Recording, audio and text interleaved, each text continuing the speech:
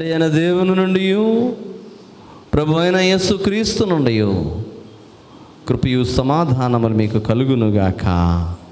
ఆమేన్. దయచేసి కూర్చుందుము. ప్రభునందు ప్రియమైనటువంటి దేవుని వారలారా, ప్రియ విశ్వాసులారా, గతించిన పరిశుద్ధ దినం నుంచి ఈ పరిశుద్ధ దినం వరకు ప్రభువు ఆయన ఉచితమైన కృపలో మనలను దాచి భద్రపరిచిన విధానమును బట్టి ప్రభువు నామానికి వందనస్తులమై ఉన్నాము. చదవబడిన వేద భాగము నుంచి కొద్ది నిమిషాలు దేవుని వాక్యాన్ని ధ్యానించము. పరిశుద్ధుడైన మత్తయి రాసిన సువార్త 12వ అధ్యాయము 49వ వచనము దయచేసి చదవండి. తన శిష్యుల వైపు చేయి చాచి, ఇదిగో నా తల్లియు నా సహోదరులను పరలోకమందున నా తండ్రి చిత్తము చొప్పున చేయువాడే నా సహోదరుడును నా సహోదరియు నా తల్లియు అనెను. ప్రార్థింతుము. మా ఆశ్రయ దుర్గమా, మా శ్రేష్ఠ పాలక, మీ ఘనమైన నామానికి స్తోత్రములు ప్రభువా. ఇంతవరకు మిమ్మల్ని స్తుతించి ఆరాధించి ఉన్నాము. ఈ సమయంలో నీ వాక్యముని మేము ధ్యానించాలని ఆశపడుతూ ఉన్నాం. నీ వాక్యము వినగల చెవిని, గ్రహించు మనస్సును ఇచ్చి నా నోటి మాటలు మా అందరి హృదయ ధ్యానములు మీ దృష్టికి అనుకూలపరచుమని యేసునామములు అడిగి వేడుకొనుచున్నాము తండ్రి. ఆమేన్. ప్రియమైనటువంటి దేవుని వారలారా, ప్రియ విశ్వాసులారా,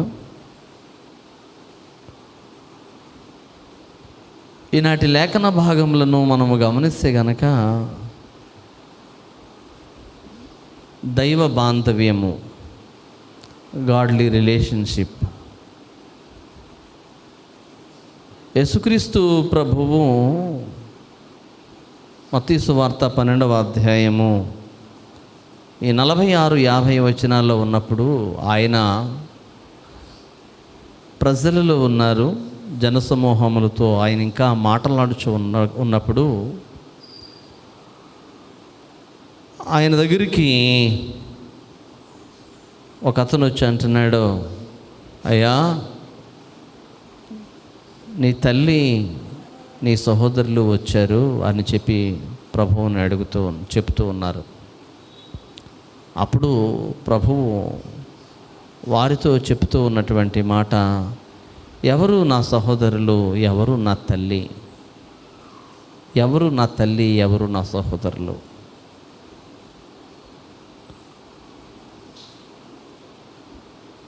ఈ దేవుని దైవ బాంధవ్యము అని నేను ఎందుకు అంటా ఉన్నాను అంటే, దేవుని యొక్క సంఘములో ఉన్నటువంటి ప్రజలు దేవునితో నడిచేవారు. వాళ్ళనే చూజన్ పీపుల్ అని కానీ, godly nature or godly people అని కానీ సంబోధిస్తూ ఉంటారు.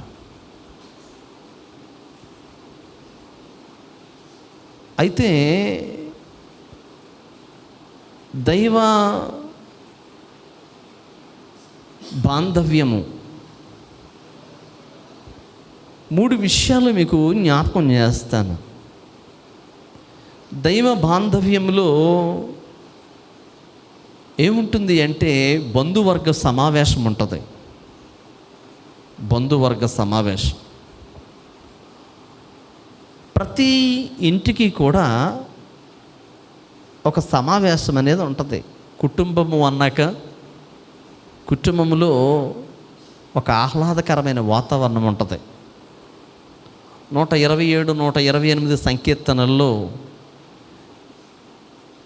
నీలోగిట నీవు ఫలించు ద్రాక్షవల్లిగా ఉంటావు, నీ భోజనపు బల్ల చుట్టూ నీ పిల్లలు ఒలేవ మొక్కల వల్లే ఉంటారు అనేది. డైనింగ్ హాల్ గురించి చెప్పినటువంటి ఆ మాట అక్కడ ఏంటి అంటే షాలోమ్ ఫ్యామిలీ, సమాధాన కుటుంబము. ప్రతి ఇంటికి కూడా యజమాని, యజమానురాలు, బిడ్డలు ఉంటారు. వీళ్ళు ఏం చేస్తారంటే రోజులో ఏదో ఒక సమయంలో మీట్ అవుతారు, సమావేశం. ఆ సమావేశానికి పిలుపులు, రిటర్న్ లెటర్స్, నోటీసులు ఇవి ఉండవు. ఆప్యాయతతో, అనురాగంతో కూర్చుంటారు.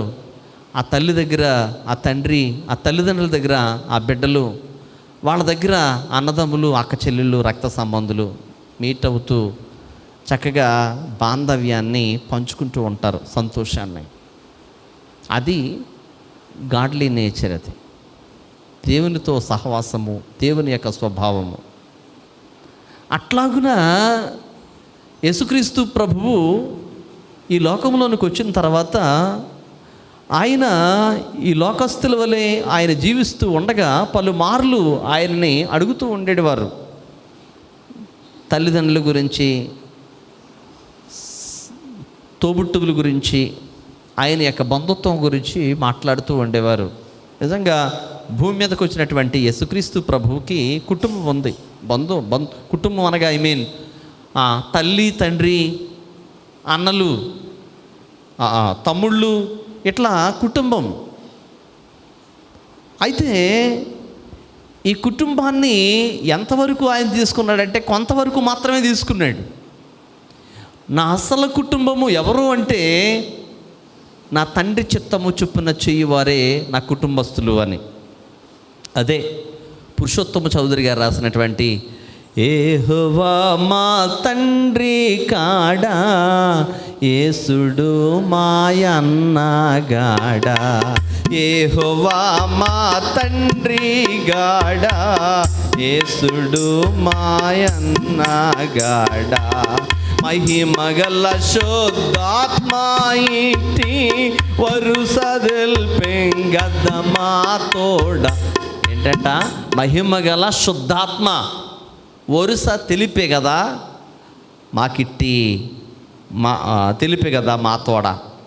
మహిమగల శుద్ధాత్మ అనగా ఈ లోకంలోనికి యేసుక్రీస్తు ప్రభువు వచ్చారు అంటే ఎలా వచ్చారు అంటే శుద్ధాత్మ ద్వారా, పరిశుద్ధాత్మ ద్వారా వచ్చారు. కాబట్టి ఆ పరిశుద్ధాత్మ ద్వారా మాకు ఒక వరస ఉంది. ఏంటా వరస? యెహోవా మా తండ్రి, మనందరికీ కూడా తండ్రి. ఈవేళ భూప్రపంచం మీద ఉన్నటువంటి ప్రతి మనిషి కూడా నా తండ్రి, నా దేవా, ఇంకా ఏమంటారు? నాన్నగారు, ఇంకా ఏమంటారు? Oh my daddy. ఇలాగా అనేకమైనటువంటి పదజాలముతో విశ్వాసి దేవునితో ఎట్లా అయ్యాడో తెలుసా? బంధువయ్యాడు. ఒకప్పుడు మనిషి దేవుని యొక్క దరిచేరని వాడు, దేవునితో సంబంధము లేనటువంటి, అనగా దేవునిని చూడలేనటువంటి వాడు. అట్లాంటి మనిషి దేవునితో ఎట్లాగైపోయాడో తెలుసా? తండ్రి, అన్న, ఇట్లా ఒక వరుస, ఒక బాంధవ్య అనుభవం. అందుకనే యేసుక్రీస్తు ప్రభు ఒకసారి దేవాలయంలో ఉన్నారు. లూకా సువార్తికుడు 2వ అధ్యాయంలో గ్రంథస్థం చేస్తూ ఉంటాడు. 46వ వచనము, 49వ వచనముని. యేసుక్రీస్తు ప్రభువు దేవాలయంలో ఉన్నారు. ఆయన అక్కడ ఉన్నప్పుడు తల్లిదండ్రులు అనుకోకుండా వెనక్కి తిరిగి వెళ్ళిపోతూ ఉండగా ఒక దిన ప్రయాణం అయిపోయిన తర్వాత తల్లిదండ్రులు ఇద్దరు కూడా, అయ్యో బాబు ఏడి, యేసుబాబు ఎక్కడున్నాడు అని చెప్పేసి చూసుకుంటుంటే యేసుబాబు వాళ్ళ దగ్గర లేడు. అప్పుడు వాళ్ళిద్దరూ కూడా, అయ్యో బాబు మా తోడు రాలేదా అని చెప్పేసి వెతుక్కుంటున్నారు. వాళ్ళ బంధువులంట, ఇంకా చుట్టుపక్కల అంతా వెతుకుతున్నారు. మరలా ఒక దినం వచ్చేసారు, ఒక దిన ప్రయాణం వెనక్కి వెళ్ళారు, ఒక దినమంతా వెతుకుతూ ఉన్నారు. ఇలాగ 3 దినములు గడిచిపోయింది. 3 దినములు గడిచిపోయిన తర్వాత లోపలికి వెళ్ళి చూచేటప్పటికీ ప్రభువు ఎక్కడున్నారు? ఆయన బోధకుల మధ్య ఉన్నాడు. ఆయన బోధకుల యొక్క మాటలను వింటూ ఉన్నాడు. బోధకుల యొక్క మాటలను వింటూ వాటికి ప్రశ్నలు వేస్తూ ఉన్నాడు. ప్రశ్న ఎప్పుడు వేస్తారు? సమాధానము ఉన్నప్పుడే ప్రశ్న వేస్తారు. రెండోది ప్రశ్న ఎప్పుడు వేస్తారో అర్థమైనప్పుడే వేస్తారు. అంతే కదా? ప్రశ్న ఎప్పుడు వేస్తారు? అర్థం అవ్వాలా. ప్రశ్న ఎప్పుడు వేస్తారు? సమాధానం ఉన్నప్పుడు ధీటుగా ప్రశ్నిస్తారు. అట్లా క్రీస్తు స్వామి ప్రశ్నిస్తున్నారు. ఆ ప్రజ్ఞ కలిగినటువంటి మాటలకి ఆ దేవాలయంలో ఉన్నటువంటి బోధకులు ఆశ్చర్యము, విస్మయం, ఆశ్చర్యం. ప్రియమైనటువంటి దేవుని వారలారా, ఇక్కడ చూడండి, దైవ బాంధవ్యానికి బంధువర్గ సమావేశం ఉంటుంది. ఆ బంధువర్గ సమావేశంలో ఎవరు పడితే వాళ్ళు ఉండరు. అందుకనే ఈనాటి పాత నిబంధన పాఠ్యభాగంలో ప్రవక్త అయిన ఇర్మియా రాసిన గ్రంథములో 23వ అధ్యాయంలో 18వ వచనం చదువుదాం. యెహోవా మాట విని గ్రహించినట్లు ఆయన సభలో నిలుచువాడెవడు? చాలమ్మా. యెహోవా మాట విని గ్రహించినట్లు ఆయన సభలో నిలుచువాడెవడు? దేవుని యొక్క మాట విని గ్రహించాలి అంటే ఎవరు సరిపోతారు? సాదాసీదా వారు సరిపోరు. ఆయన సభలో విని గ్రహించగలిగిన వారు మాత్రమే సరిపోతారు. ఆయన సభలో నిలువదగిన వారు మాత్రమే సరిపోతారు. ఆ బోధకుల మధ్య యేసుక్రీస్తు ప్రభువు కూర్చుని ఆయన వింటూ ఉన్నారు, ఆయన గ్రహిస్తూ ఉన్నారు. గ్రహించిన వాటిని వారిని అడుగుతూ ఉన్నారు. వాళ్ళకి తర్జన పడుతూ ఉన్న సమయంలో సందర్భ సహితముగా సమాధానాన్ని అందిస్తూ ఉన్నాడు. అందుకనే ఆయన మాటలకి వాళ్ళు విస్మయం ఉందిరి. అందుకనే ఏమంటాడంటే, సంఖ్యాకాండము 24వ అధ్యాయంలోని బిలాము ప్రవచిస్తూ అంటూ ఉంటాడో, దేవమాటలను దేవవాక్కులను వినినవాని వార్త, దేవవాక్కులను వినినవాని వార్త. దేవవాక్కులను వినిన వార్త అంటే దేవవాక్కు, దేవుని మాట, అది ఎవరికి తెలుస్తుంది అంటే దేవునితో should be relation continue the people way. వాళ్ళు దేవునితో మార్గములో నడుస్తూ ఉన్నటువంటి వారికి మాత్రమే, దేవునితో నడుస్తూ ఉన్న వారికి మాత్రమే ఆ దేవుని యొక్క వాక్యము, దేవుని మాట అర్థమవుతుంది, తెలుస్తుంది. ప్రియమైనటువంటి దేవుని వారలరా, ఇది దేవుని యొక్క సభ, ఇది దేవుని యొక్క సంఘము, ఇది దేవుని యొక్క ప్రజ. కాబట్టి ఈ దేవుని యొక్క ప్రజకి దేవుని యొక్క మాట వినే ఆలోచన ఉంటుంది, వినే ఒక కుతూహలమైనటువంటి ఆతృత ఉంటుంది, వినడానికి చాలా ఆయత్తపడి వస్తూ ఉంటాం. ఈవేళ చాలా వర్షం ఉంది బయట. ఈ వర్షాన్ని ఎందుకు ఇంతమంది తడుచుకుంటూ ఏయో రీతిలో ఈ దేవాలయానికి వచ్చారు? ఆయన మాటను వినాలి అని, కేవలము ఆయన మాట కొరకు మాత్రమే, ఇంకేమీ కాదు. కేవలము ఆయన మాట. ఈవేళ పరిశుద్ధ సన్నిధి తెరవబడి ఉంటుంది. పరిశుద్ధమైనటువంటి సన్నిధిలో ఆయన యొక్క యాజకుడిని నిలవబెట్టుకుని ఆయన మాట్లాడతారు. ఈవేళ ఏం మాట్లాడతారో వినాలా. ఒకవేళ ఈవేళ ఆయన సన్నిధికి వెళ్ళకపోతే ఎలాంటి నష్టం వస్తుందో, ఆయన మాట వినకపోతే నాకు ఎలాంటి సమస్య వస్తుందో, ఇదిగో ఆయన ఈవేళ నాతో మాట్లాడే మాట నా మేలు కోరే మాట్లాడతాడు అని ఎంతమంది రాలేదు ఇక్కడికి?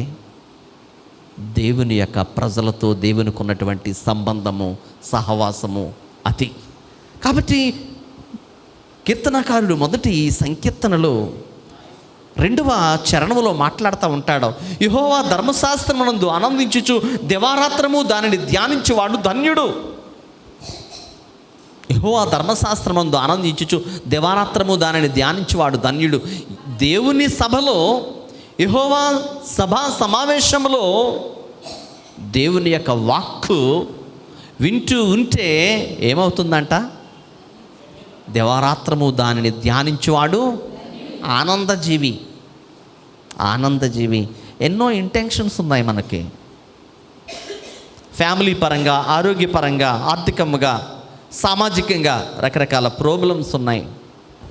ఈ వాక్యము వినే ఈ 40 నిమిషాలు, ఈ గంట సేపు ఎలా ఉంటుంది? ఎలా ఉంటుంది? ఒక ఉత్కంఠ, ఒక ఆశాభావం, ఒక ఆలోచన, అన్నిటినీ కూడా మైమర్చిపోయి దేవుని వైపే గురి. ఈయనే నా ఆధారము, నాతో మాట్లాడుతున్నాడు అని చెవులెల్లా ఇల్లు చేసుకుని కూర్చుంటాం. ఇది దేవుని యొక్క సభ. కాబట్టి దైవ బాంధవ్యములో బంధువర్గ సమావేశము చాలా ప్రాముఖ్యమైనది. ఈ బంధువర్గ సమావేశంలో ఏముంటుంది? దేవుని యొక్క మాట విని గ్రహించగలగడం. అదే మొదటి సంకీర్తన 5వ చరణంలో అంటూ ఉంటాడు, నీతిమంతుల సభలో. ఎంత అద్భుతమైన మాట! ఈ సభ ఎవరి సభ? He is righteousness congregation. ఈ సభ మామూలు సభ కాదు, ఇది నీతిమంతుల సభ. నీతిమంతులు పోయే మార్గము, నీతిమంతులు కూర్చునే మార్గము, నీతిమంతులు మాట్లాడుకునే మార్గము. నీతిమంతుల సభలో కేవలము నీతిమంతులు మాత్రమే ఉంటారు. నీతిమంతులు మాత్రమే ఉంటారు. నీతిమంతులు ఎవరు? ఇప్పుడు సర్వసాధారణంగా ఒక మెమోరియల్ సర్వీస్ జరుగుతూ ఉంటుంది. మెమోరియల్ సర్వీసులో నీతిమంతుని జ్ఞాపకం చేసుకున్నట్టు ఆశీర్వాదకరము అన్నాం. నీతిమంతుని జ్ఞాపకం చేసుకున్నట్టు ఆశీర్వాదకరం. అప్పుడు దాకా తాగుతాడు, అప్పుడు దాకా తిరుగుతాడు, అప్పుడు దాకా గిల్లి కజ్జాలాడతాడు, అప్పుడు దాకా రకరకాల లోకంలో లేనటువంటి పరమనీచమైనటువంటి స్థితి అంతా అక్కడ ఉంటుంది. కానీ నీతిమంతుని జ్ఞాపకం చేసుకున్నాడు ఆశీర్వాదకరము. అలా చెప్పకపోతే పాస్టర్ గారికి దుష్టకరం, అలా చెప్పకపోతే పాదిరి గారికి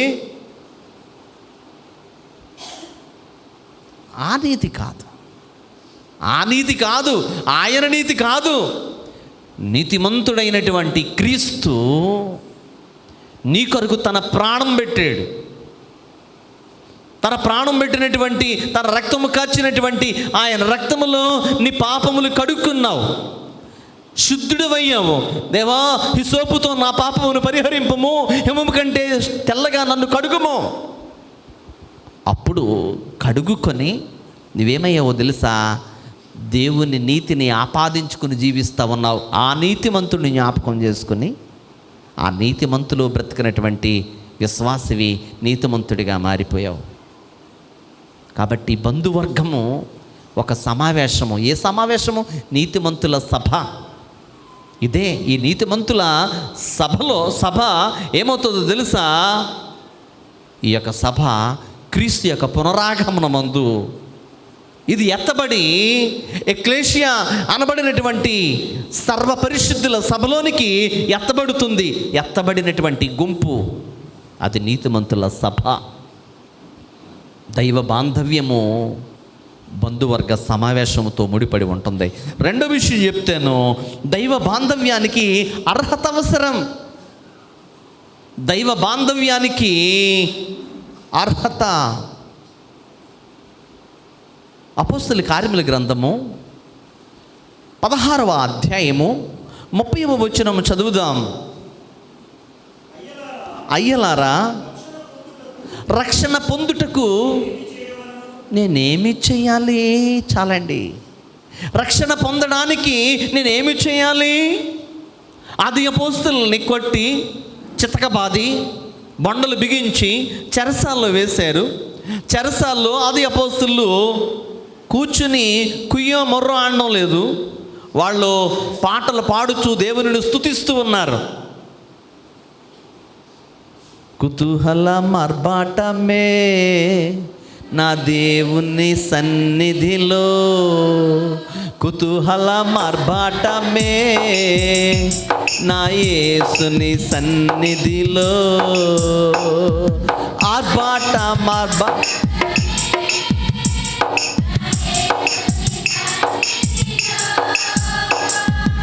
ఆనందమే నా యేసుని సన్నిధిలో,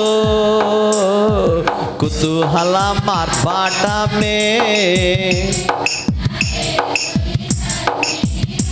ప్రియమైన దేవుని వారలరా, ఇక్కడ చెరసాలని వాళ్ళు ఎలా తయారు చేసుకున్నారో తెలుసా?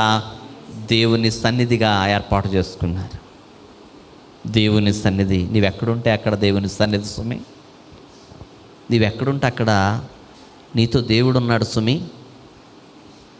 నీవు కూర్చున్న చోట దేవుడున్నాడు సుమి. నీవు మాట్లాడు చోట దేవుడున్నాడు సుమి. నీవు ఏ పాటలు పాడుతున్నా దేవుడున్నాడు సుమి. ఏ ఆటలు ఆడుతున్నా దేవుడున్నాడు సుమి. బొండలు వేసి బిగించిన శరసాల్లో దేవుని స్తుతిస్తున్నారో, స్తుతిస్తూ ఉంటే అర్ధరాత్రి కాడ భూకంపం వచ్చింది. చెరసాల పునాదులు కదిలిపోయినవి. ఇక ఏమైంది? చెరసాల తలుపులు తెరుచుకున్నాయి. ఇక చెరసాల్లో ఉన్నవాళ్ళు పారిపోయే పరిస్థితి. కాబట్టి చెరసాల యజమాని జైలర్ గబగబా వచ్చి తనకు తాను ఆత్మహత్యాయత్నం చేస్తూ ఉన్నాడు. కత్తి పెట్టి పొడుచుకోబోతున్నాడు. గబగబా పౌలు శీల వచ్చి, నీవు ఏ హాని చేసుకోవద్దు, మేమందరం ఇక్కడే ఉన్నాం, నువ్వు దీపం వెలిగించి లెక్క పెట్టుకో, ఎంతమంది ఉండాలి అంతమంది ఉన్నారు చూసుకో. వెంటనే దీపం వెలిగించాడు. అందరిని చూసుకున్నాడు. అందరూ ఎక్కడ వాళ్ళు అక్కడ ఉన్నారు. ఇప్పుడు చెరసాల అధిపతికి ఏమైపోతుంది? భయం, దడా, వణుకు. అయ్యో, నేను బిగించింది ఎవరిని? చెరసాల్లో పెట్టింది ఎవరిని? నేను హింసించుచున్నది ఎవరిని? నేను బాధించుచున్నది ఎవరిని? వెంటనే అర్థం చేసుకుని వాళ్ళని ఇంటికి తీసుకెళ్ళాడు. వాళ్ళ గాయాలు కడిగాడు, వాళ్ళకి ఆయిల్ పూసాడు, వాళ్ళకి ఆయుత్తం చేస్తున్నాడు. ఏమంటున్నాడో తెలుసా? అయ్యలారా, రక్షణ పొందడానికి నేనేం చేయాలండి? రక్షణ పొందడానికి నేనేం చేయాలి అండి? ప్రియమైనటువంటి దేవుని బిడ్డలారా, ఆలోచన చేయండి. దైవ బాంధవ్యానికి క్వాలిఫికేషన్ ఉండాలి. Qualification to godly people. Qualification అనేది దైవ బాంధవ్యానికి ఉండవలసినటువంటి అర్హత. సాల్వేషన్, అర్హత, రక్షణ అనుభవం. నాకు ఎప్పుడో తెలియనప్పుడు స్ప్రింక్లింగ్ బాప్తిజం తీసుకున్నాను. ఆ స్ప్రింక్లింగ్ బాప్తిజం మా అమ్మకి మా నాన్నకి తప్ప నాకు తెలియదు. ఇప్పుడు నా పెళ్ళి వచ్చింది. పెళ్ళికి నేను బాప్తిజం తీయించుకున్నావా లేదా బాబు అంటే, ఏమో మా అమ్మని అడిగి రావాలండి. అమ్మ నేను బాప్తిజం తీయించుకున్నానా బాబు? నాకు గుర్తులేదురా. పోతే పోయిందిలే, మళ్ళీ తీయించేసుకోరా. తీసుకుంటే ఏంటి, తీయించుకోపోతే ఏంటి? ఎంత దారుణం. 2 బాప్తిస్మాలు ఉన్నాయా? చెప్పండి. 2 బాప్తిస్మాలు లేవు, 2 సహవాసాలు లేవు, ఏవి 2 లేవు. ఒకే బాప్తిస్మము, ఒకే సహవాసము, ఒకటే అనుభవం, ఒకటే బంధం. అదే గాడ్లీ రిలేషన్షిప్. ప్రియమైన దేవుని వారలరా, ఇదిగో ఈ వ్యక్తి అంటా ఉన్నాడు, అయ్యా రక్షణ పొందడానికి నేనేమి చేయాలి? అపోస్తుల కార్యముల గ్రంథం హెబ్రీ పత్రిక 2వ అధ్యాయం 3వ వచనం చదువుదాం. ఇంత గొప్ప రక్షణ మనము నిర్లక్ష్యము చేసిన ఎడలా ఎలాగూ తప్పించుకుందుమో? How shall we escape if you neglect such a great salvation? ప్రియమైన దేవుని వారలారా, ఇంత గొప్ప రక్షణను నిర్లక్ష్యము చేస్తే మనము ఎలాగూ తప్పించుకుందుమో? ఎంత గొప్ప రక్షణ! ఈవేళ నీకు తెలుసో తెలియదో కానీ రక్షణ అనేది ఎంత గొప్పది అంటే, ఈ బైబిల్ గ్రంథములో ఎంతోమంది గొప్ప గొప్పవారు, శతాధిపతులు, ఎంతోమంది ఉన్నతమైనటువంటి వారు ఈ రక్షణ కొరకు యేసుక్రీస్తు ప్రభు వారి దగ్గరికి తండోపతండాలుగా వచ్చారు. ఒక నికోదేము, ఒక అరిమతయి యోసేపు, ఇంకా ఎదురికి వస్తే అపోస్తుల కార్యముల గ్రంథములో 10వ అధ్యాయములో ఇటలీ పటాలం అనబడినటువంటి పటాలములో కొర్నేలి అనబడిన శతాధిపతి కైసరీలో ఉన్నాడు. ఇట్లా ఎంతమంది రక్షణ నీ దగ్గరికి వచ్చినప్పుడు నీవెప్పుడు కూడా కాదు అనకూడదు. రెండవది, రక్షించబడినటువంటి నీవు ఏదో పనికొచ్చే డాక్యుమెంట్ని మూలపాడేసి మరలా ఎప్పుడైనా ఆ ప్రాపర్టీ అమ్మేసేటప్పుడు అటు ఇటు దులిపి నా దగ్గర ఉన్న పేపర్ ఇస్తాను రండి అన్నట్టు ఉండకూడదు. ఎలాగ ఉండాలో తెలుసా? అందుకనే మార్టిన్ లూథర్ భక్తుడు అంటాడు, నీవు రక్షించబడ్డావా అని అడిగిన మాటకి నేను రక్షించబడ్డాను అనడం కాదు, షుడ్ బి కంటిన్యూడ్. ఆల్రెడీ రక్షణలో నేను కొనసాగుతున్నాను, నేను రక్షణలో నడుస్తున్నాను, నా జీవితము రక్షణమయముగా ఉన్నది. ఇక్కడ చూడండి, మత్తయి సువార్తికుడు 12వ అధ్యాయంలో 46వ వచనంలో అక్కడ జనసమూహములతో ఆయన మాట్లాడుచు ఉండగా అక్కడ వచ్చి నీ తల్లి నీ తండ్రి అని చెప్తూ ఉన్నప్పుడు జనసమూహాలనందరినీ ప్రక్కన పెట్టి యేసుక్రీస్తు ప్రభు వారి యొక్క శిష్యుల వైపు చూపిస్తూ, వీరుగో నా తల్లి నా సహోదరులు అందరినీ, అక్కడ ఉన్నటువంటి లోకస్తులందరినీ చూపిస్తలేదు ఆయన. కేవలం అక్కడ ఉన్నటువంటి తన వర్గాన్ని, తన పిల్లలను, తన పేరు పెట్టుకుని పిలువబడినటువంటి శిష్యుల వైపు చూపిస్తూ, వీరుగో వీరే నా తల్లి నా సహోదరులు. మూడో విషయం చెప్తాను, దైవ బాంధవ్యములో దైవ బాంధవ్యానికి గుర్తింపు అవసరం. అది రక్షణ, అది బాప్తిస్మము. చాలామంది బాప్తిస్మం తీసుకుంటారు, ఆరాధనకి రారు. బాప్తిస్మం ఎందుకు ఉపయోగపడుతుంది అంటే పెళ్లి చేసుకోవడానికి ఉపయోగపడుతుంది. బాప్తిస్మం ఎందుకు ఉపయోగపడుతుంది అంటే ఇంటి దగ్గర కార్యక్రమాలు జరిగించుకోవడానికి ఉపయోగపడుతుంది. బాప్తిస్మం ఎందుకు ఉపయోగపడుతుంది అంటే బరియలు చేయడానికి ఉపయోగపడుతుంది. పాస్టర్ గారు ఎందుకు రారు? మా అబ్బాయికి పెళ్ళి ఎందుకు చేయడైనా? మా ఇంటికి ఎందుకు రాడైనా? మాకు సమాధి ఎందుకు చేయడైనా? రైట్ ఏంటి? మేము బాప్తిజం తీసుకోలేదా? అది మాకు తల్లి సంఘం కాదా?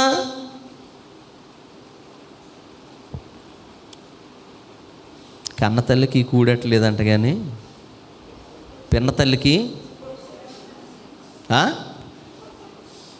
ఏమెడతాకి వెళ్ళాడు? చీరెడతాకి వెళ్ళాడంట. కన్న తల్లికి ఏంటంటున్నారు ప్రసాద్ గారు? కన్న తల్లికి పోలేదు, పిన్న తల్లికంట చీరెడతాకి వెళ్ళాడంట. ఉన్న సంఘాన్ని ఒకటి ఉద్ధరించలేము. ఊళ్ళో ఉన్న సంఘాలన్నీ మనయే, ఎవరినే కాదనలేం. ప్రియమైన దేవుని వారులరా, ఇప్పుడు నువ్వు ఏ సంఘంలోకి వెళ్ళావా, ఎక్కడ ఏం చేస్తున్నావు కాదా, నీ దగ్గర రక్షణ గుర్తుందా లేదా? రక్షణ గుర్తుందా లేదా నీ దగ్గర? రక్షణ భాగ్యాన్ని నీవు అనుభవిస్తున్నావా లేదా? ఏ కుటుంబం దగ్గరికి వెళ్ళండి, రక్షణ గుర్తుందా? ప్రతి కుటుంబంలోని, ప్రతి గృహంలోని కూడా రకరకాల ప్రాబ్లమ్స్, రకరకాల ఇబ్బందులు, రకరకాల శోధనలు, బాధలు, సాంఘికంగా, మానసికంగా, ఆర్థికంగా, ఇంకా ఎక్సెట్రా ఎక్సెట్రా. ఎందువల్ల? ఓర్పు లేదు, శాంతము లేదు, సహనము లేదు, త్యాగము లేదు. ఎటువంటి అంకిత భావం లేనటువంటి జీవితాలు, కుటుంబాలు ఏమైపోతూ ఉన్నాయి? కారణం ఏంటో తెలుసా? రక్షణ సంకేతం లేదు, రక్షణ గుర్తు లేదు. మూడో విషయం చెప్తాను, దైవ బాంధవ్యానికి బంధుధర్మం చాలా అవసరం. దైవ బాంధవ్యానికి బంధుధర్మం. 50వ వచనం చదవండి, మత్తయి సువార్త 12వ అధ్యాయం 50వ వచనం.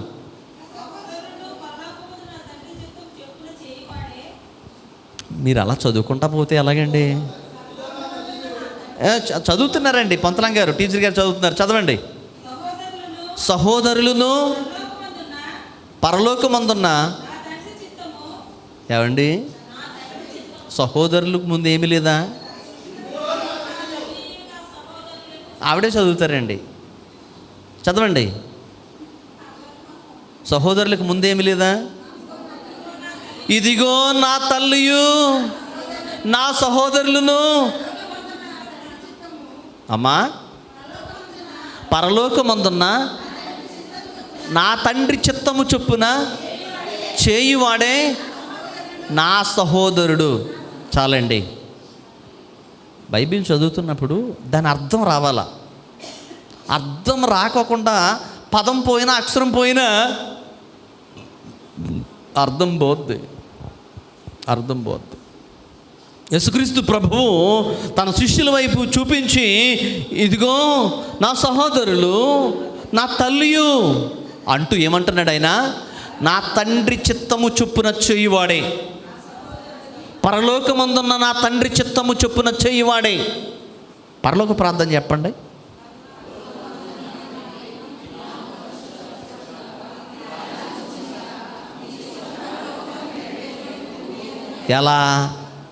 ఎలా? నీ చిత్తము పరలోకమందు నెరవేర్చున్నట్లు. ఒక పెద్ద ఆయన ఉన్నారు. ఆయన పరలోక ప్రార్థన చెప్తారు. పరలోక ప్రార్థన ఏం చెప్తారంటే, పరలోకం ఉందన్న మా తండ్రి, మీ నామం పరిశుద్ధపరచబడిన గాక, నీ రాజ్యం వచ్చిన గాక, నీ చిత్తం పరలోకమంది అలాగో భూలోకమంది అలాగే చెయ్యి అంటే గబగబా తేలిపోవాలా.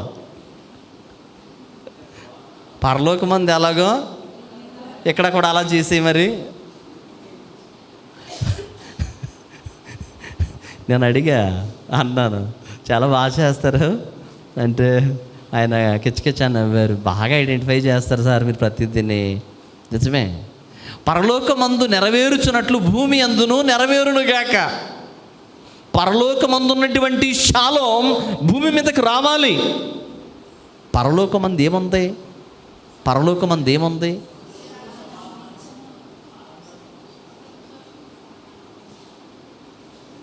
యెషయా గ్రంథము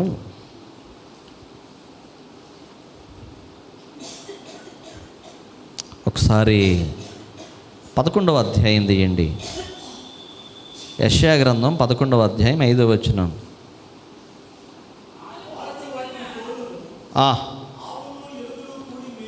66వ అధ్యాయం కూడా చూడండి. అదే భాగం 66వ అధ్యాయంలో అదే చదివేయండి.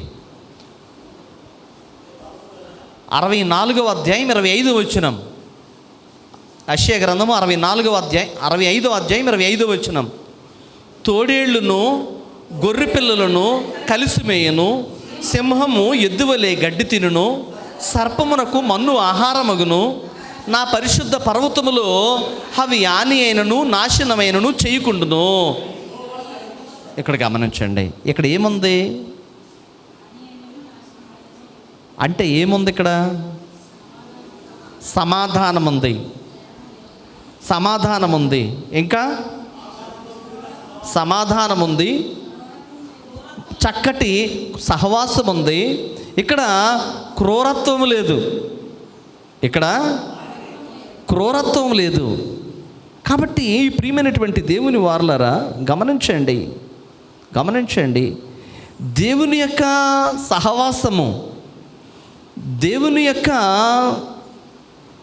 సంబంధ బాంధవ్యం ఉన్న కాడ ఏముంటుంది అంటే అద్భుతమైనటువంటి సహవాసం ఉంటుందన్నమాట. అద్భుతమైనటువంటి సహవాసం. ఈ అద్భుతమైనటువంటి ఈ సహవాసములో దేవుని చిత్తము అలాగే కోరుకుంటుంది.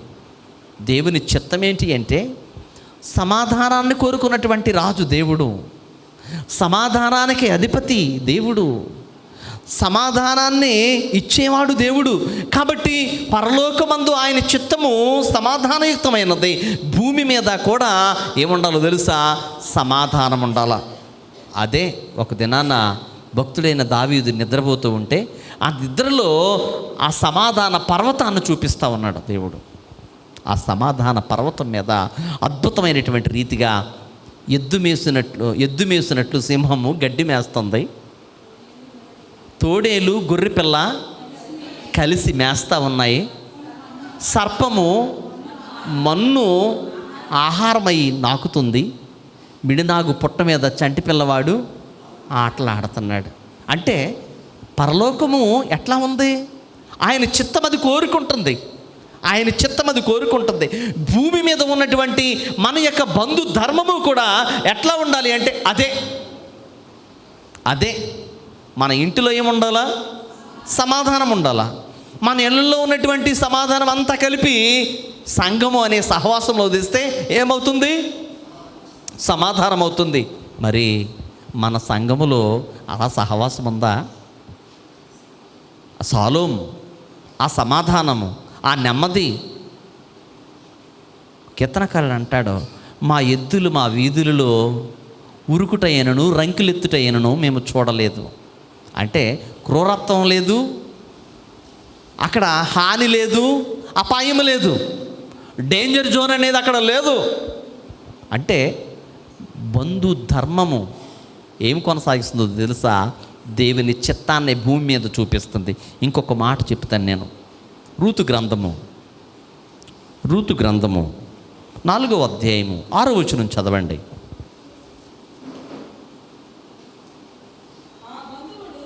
ఆ బంధువుడు నేను దానిని విడిపించుకొనలేను, నా స్వాస్యమును పోగొట్టుకుందునేమో, నేను దానిని విడిపింపలేను గనుక నీవే నాకు ప్రతిగా బంధువుని ధర్మము జరిగించుము. చాలండి. ఇక్కడ చూడండి, బంధు ధర్మము అనేది దేవుని చిత్తం ఏం చేస్తుందంటే నిస్వార్థాన్ని కోరుకుంటుంది. మానవ ఆలోచన ఏం చేస్తుందంటే స్వార్థాన్ని చూపిస్తూ ఉంది. ఒక మంచి పాట ఉంటుంది, ప్రేమ యేసుని ప్రేమ అది ఎవ్వరూ కొలువలేనిది. ప్రేమ యేసుని ప్రేమ అది ఎవ్వరు నిజము దీనిని నమ్ము, అది భువి అందించలేనిది. ప్రేమ యేసుని ప్రేమ అది ఎవ్వరు కొలువలేనిది. నిజము దీనిని నమ్ము, ఇది భువి అందించలేనిది. ఎన్నాడెన్నడు నా యేసుని దివ్య ప్రేమ, ఎన్నాడెన్నడు వీడనిది. నా యేసుని నీచ ప్రేమ, ప్రేమ యేసుని ప్రేమ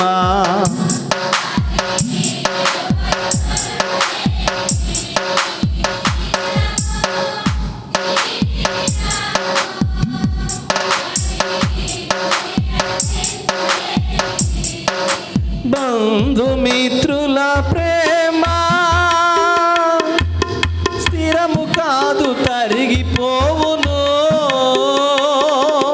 బంధుమిత్రుల ప్రేమ స్థిరము కాదు తరిగిపోవును, నూనె ఉన్నంత కాలమే వెలుగునిచ్చి ఆరిపోవును, నూనె ఉన్నంత కాలమే. ఒక నిమిషం. బంధుమిత్రుల ప్రేమ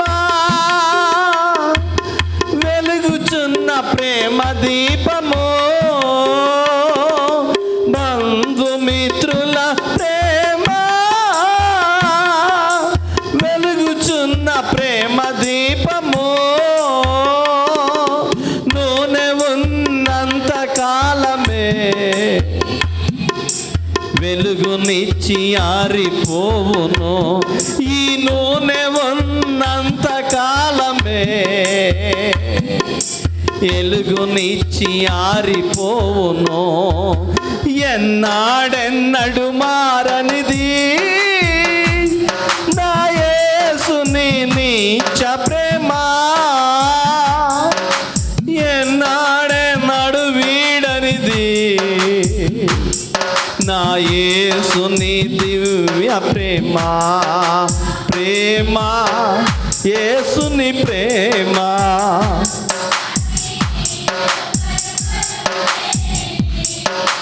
నిజము దీనిని నమ్ము,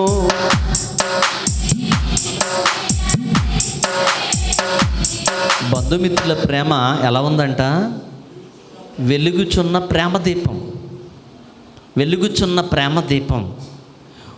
ఈ ప్రేమ దీపం ఎంతకాలం వెలుగుతుంది?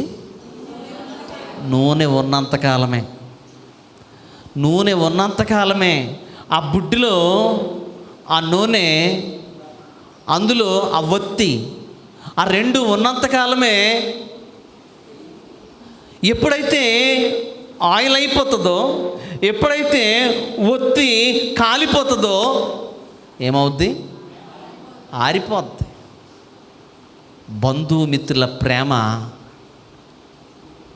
డబ్బులు ఉన్నంతకాలమే, డబ్బులు ఉన్నంతకాలమే. నేను చాలాసార్లు చెప్తాను. పట్టు చీర కట్టుకున్న మా ప్రక్కన అందరూ కూర్చుంటారు, కాటన్ చీర కట్టుకున్న అమ్మక ఎవరో చూడరు.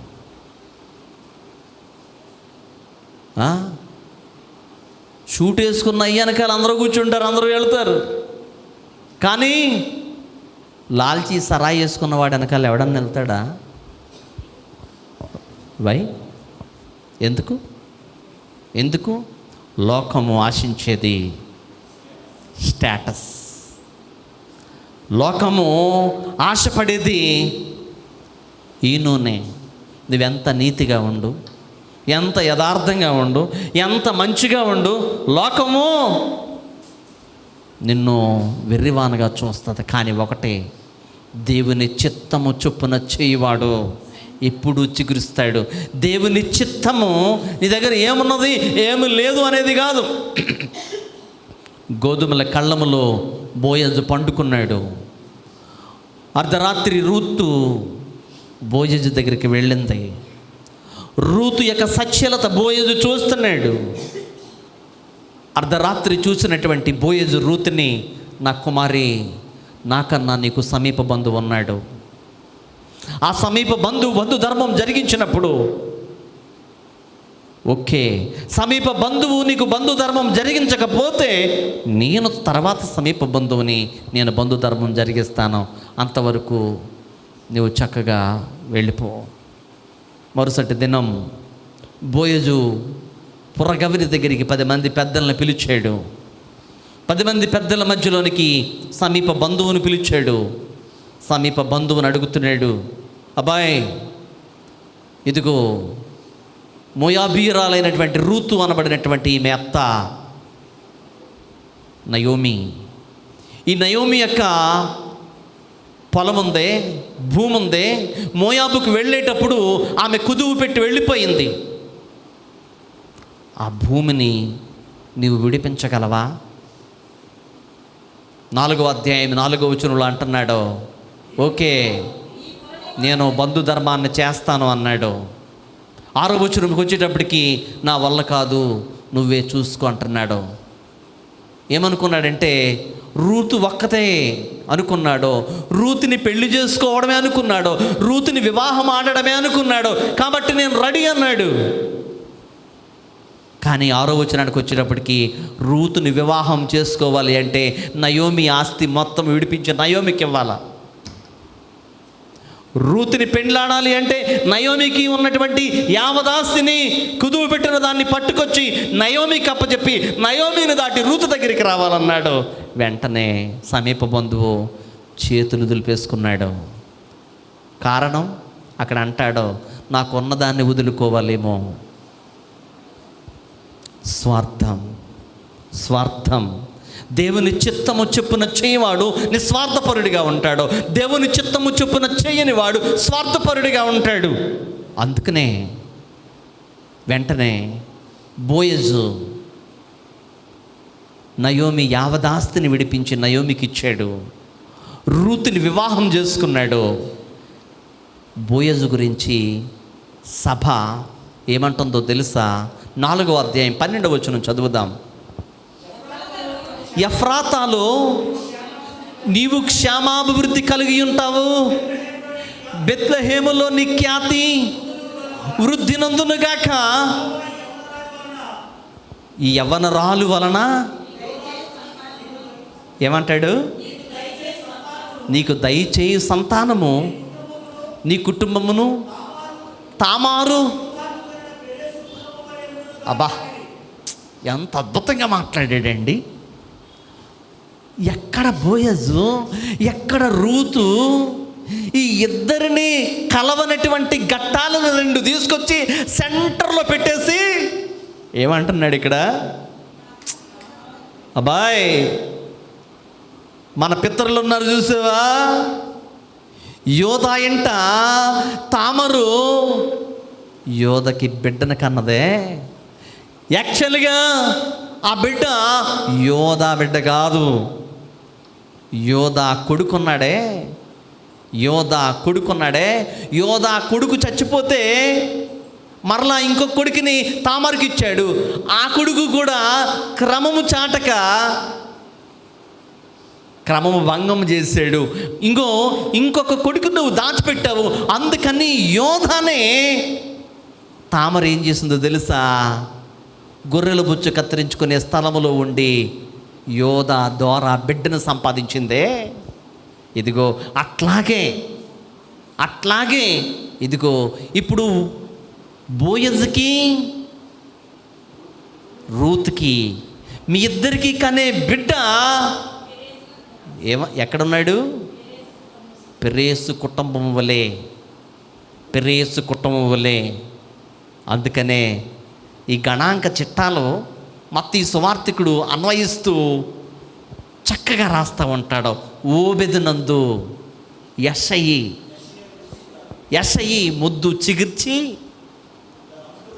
అది అంకురం ఫలించి ఏరులయ్యింది. అంటే ఎట్లా? యెషయా 3 బారిపోయినటువంటి యెషయా వంశము నుంచి ఏమొచ్చిందంట? చిగురు పుట్టి క్రీస్తు ప్రభువు యొక్క వంశాంకురం వచ్చింది. ఎంత అద్భుతమండి ఘట్టం, ఎంత అద్భుతం! దేవుని చిత్తము ఎట్లా. అందుకనే ఒక దినాన ఈ పాట రాసినటువంటి పురుషోత్తమ చౌదరి ఆహారం లేక చాలా చాలా కడుదీనుడైపోయాడు. భోజనం లేదు, ఎంతకాలం నుంచో భోజనం లేదు. పరాయి మతాన్ని తీసుకున్నావురా దరిద్రుడా, నువ్వు చచ్చిపోయేవరని నీళ్లు పోసుకుని వదిలించేసుకున్నారు. చాలా కాలం తర్వాత గవిడి బయట రోడ్డు మీద అమ్మా కొంచెం భోజనం పెట్టరా అని ఒక వ్యక్తి వచ్చాడు. వ్యక్తిని గమనించి యజమాని అన్నాడు, ఎవడో వచ్చాడు, అక్కడ పులిహార ఉంది కదా పట్టుకెళ్ళి పడై అన్నాడు భార్యతో. ఆ మాట విన్నటువంటి కోడలు గబగబా ప్లేటుతో పులిహార పట్టుకుని గమ్ముకాడికి వచ్చి చూచింది. ఏవండి, పిరిగిపోయినటువంటి జుట్టు, ఈ గడ్డము, చిరిగిపోయిన వస్త్రాలు, ఈ భయంకరమైనటువంటి పరిస్థితి ఎవరాయతను ఓయినం కట్టకుండా ఉన్నాడు? ఎవరో ఓయినం కట్టలేకపోయినా కానీ భర్తని భార్య ఓయినం కట్టుకుని ఉంటుందా? ప్రతి భార్యకి కూడా తన భర్త యొక్క గుర్తు తెలుసు, తన భర్త యొక్క వాసన తెలుసు, తన భర్త యొక్క రుచి తెలుసు, తన భర్త యొక్క ఆలోచనలు తెలుసు, తన భర్త యొక్క హావభావాలు తెలుసు. ఎంత దూరాన్ని ఉన్నా సరే భర్తను ఐడెంటిఫై చేయగలిగినటువంటి ఏకైక మనిషి ఎవరున్నారంటే భార్య. గబగబా భార్య బయటకు వచ్చి చూచింది పురుషోత్తమ చౌదరి, ఈ అడుక్కునే వ్యక్తి. అయ్యా ఇదిగో తిను, ఈ భోజనం అని పెట్టొచ్చుగా. ఏం చేసిందో తెలుసా? ఆ ప్రక్కనే అప్పుడే ఒక గేదె పేడేసి వెళ్ళిపోయింది. ఆ పేడలో అప్పుడే తినుంటుంది దాన, కంది గింజలు ఉంటాయి కదా, ఆ కంది గింజలు ఉన్నాయన్నమాట. ఏమని చెప్తుందో తెలుసా? మాకు ఇష్టం లేనటువంటి విధంగానే వెళ్ళిపోయావు కదా, ఎందుకు వచ్చావు మా గుమ్మంకాడికి? అంగో అది తిని, ఆ పేడ ఆ కంది గింజలు తిని బ్రతుకు పో ఇక్కడి నుంచి, తలుపులు వేసేసుకుంది. అందుకనే ఎంత చక్కగా మాట్లాడతాడంటే, తన్నువు బలి పెట్టెను మాయన్న, తప్పులు విడగొట్టెను మా తండ్రి. తన్నువు బలి పెట్టెను మాయన్న, తప్పులు విడగొట్టెను మా తండ్రి. మనసులో సాక్షామిట్లున్నా మనుజులెట్లన్నను మాకేమి, యెహోవా మా తండ్రి. చూడండి ఇక్కడ అర్థవంతమైనటువంటి మాట ఎందుకు పడ్డానంటే, మా తండ్రి, మా అన్న ఏం చేశాడు తెలుసా? తనువు బలిపెట్టాడు. ఆ యొక్క గొల్గొతాలో, ఆ నిటారైనటువంటి ఎండలో, ఆ శిలువ మ్రాను మీద తన శరీరాన్ని, పరిపూర్ణమైనటువంటి రక్తాన్ని కార్చి తనువించాడు. మా అన్న ఎవరైనా? యేసు ప్రభు. ఇదిగో మా తండ్రి ఏం చేశాడు తెలుసా? తప్పులు ఎడగొట్టేశాడు. ధర్మశాస్త్రానికనే మాకు నువ్వు ఉన్నటువంటి బంధాన్ని తెంచేశాడు. ఇక ధర్మశాస్త్రము ఆ తప్పు దాని మీద భారం మోపదు. ఇన్ని జరిగినప్పుడు అక్కడ మా అన్న అలా చేశాడు, ఇక్కడ మా తండ్రి ఎలా చేశాడు. ఇక మనసులో నాకు ఇటువంటి సాక్ష్యం ఉంది కాబట్టి మనుషులు ఎట్లుంటే నాకేంటి? నువ్వు నాకు పులిహార వేస్తే ఎంత, నువ్వు నాకు భోజనం పెడితే ఎంత, నువ్వు పెట్టకపోతే ఎంత, నేను దేవుని చిత్తంలో ఉన్నానా లేదా? విశ్వాసి, దైవ బాంధవ్యంలో ఉన్నటువంటి నీవు ఆయన సభలో ఉన్నావో, గుర్తింపు కలిగి ఉన్నావో, దేవుని యొక్క ధర్మాన్ని కలిగి ఉన్నావా? సమీప బంధువు స్వార్థపరుడై అవకాశాన్ని చూసుకున్నాడు, కానీ ఎఫ్రాతాలో క్షేమము, బెత్లెహేములో ఖ్యాతి కలిగిన బోయజు క్రీస్తుకి ముంగుర్తిగా చెప్పబడ్డాడు. అతని జీవితము నీ కళ్ళ ముందు గోచరించింది. ఎంత నిస్వార్థముగా తన జీవితాన్ని చూపించాడు. కాబట్టి దేవుని చిత్తము, తండ్రి చిత్తము ఇది అని గమనించి నీవు జీవించగలుగుటకు పరిశుద్ధాత్మ దేవుడు తన సహాయం నీకు దయచేయనుగాక. ఆమేన్. సమస్త జ్ఞానములకు మించిన దేవుని సమాధానము యేసుక్రీస్తు వల్ల మీ హృదయములకు, మీ తలంపులకు కావలి కాయనుగాక. ఆమేన్.